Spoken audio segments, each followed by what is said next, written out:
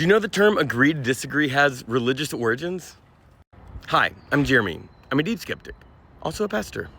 Okay, in the 1700s, there's these two preachers, actually several of them, but these two that are sort of icons, and they were doing something very offensive, very scandalous. They were getting not allowed to preach in churches because the scandal was they were preaching outdoors. Oh yeah, their names were John Wesley and George Whitefield.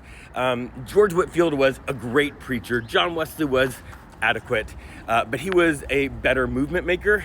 Ultimately, his movement, it's still around. If you ever see the word Methodist in regards to any church, it's somehow related to the movement that he began. And this will surprise no one, but they had theological differences and were constantly critiquing each other, even though they were sort of the megachurch pastors at the time, very famous, everybody knew them, and everybody sort of chose a side. But something that is unfortunately different from today is that though they had a lot of theological differences, they were still colleagues. They still treated each other with respect, which I don't understand how that is unique, but it is now. So George Whitefield dies, and John Wesley does a memorial sermon for him because he respected him. And in that memorial sermon, he talked about how they had lots of differences.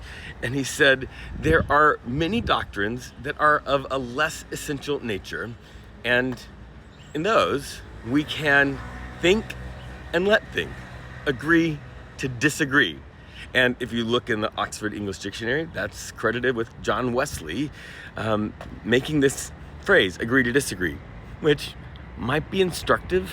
Like maybe we need to recover the religious history of that phrase, and instead of using our religion to fight and to exclude and to separate into camps, instead of using religion to justify the things that are dividing culture right now, maybe we could agree to disagree and work on the things that really matter together.